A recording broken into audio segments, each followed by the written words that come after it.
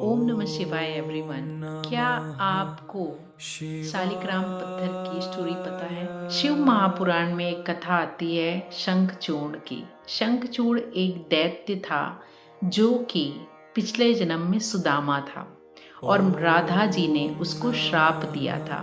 उस श्राप के प्रभाव से वह दैत्य रूप में आया और उसने विष्णु जी की तपस्या की और विष्णु जी का कवच धारण किया। और बाद में वो जब सारे देवी देवताओं के ऊपर आक्रमण करने लगा तो शंकर जी ने सबकी रक्षा की। और उसके स्वरूप जब शंकर जी के साथ उसका युद्ध हुआ तो क्योंकि उसके चारों तरफ विष्णु जी का कवच था तो विष्णु जी ने माया रची। किस तरीके से माया रची कि विष्णु जी एक ब्राह्मण के रूप में आए और विष्णु जी ने शंखचूड़ को कहा कि हे दैत्य, क्या आप मुझे कोई चीज दे सकते हो? उन्होंने कहा तुम्हें क्या चाहिए? तो उन्होंने कहा कि मुझे आ, आपका कवच चाहिए। शंखचूड़ ने बड़े प्रेम से उस ब्राह्मण को अपना कवच दे दिया।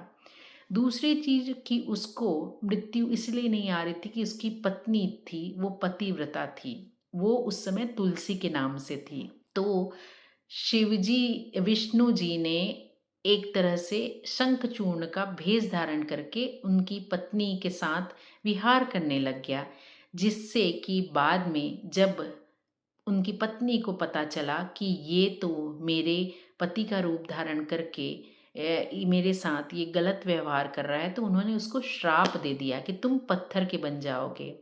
शंकर जी ने उस श्राप को एक वरदान के रूप में बना दिया। बोला कि तुम जो गंडक जो नदी है उस नदी में तुम एक नदी के रूप में होगी और वहां पर जो भी पत्थर होगा वो विष्णु का रूप होगा और उसमें जब कीड़े पड़ेंगे उस पत्थर पे तो वो तुम्हारा शालिग्राम पत्थर के रूप में होगा।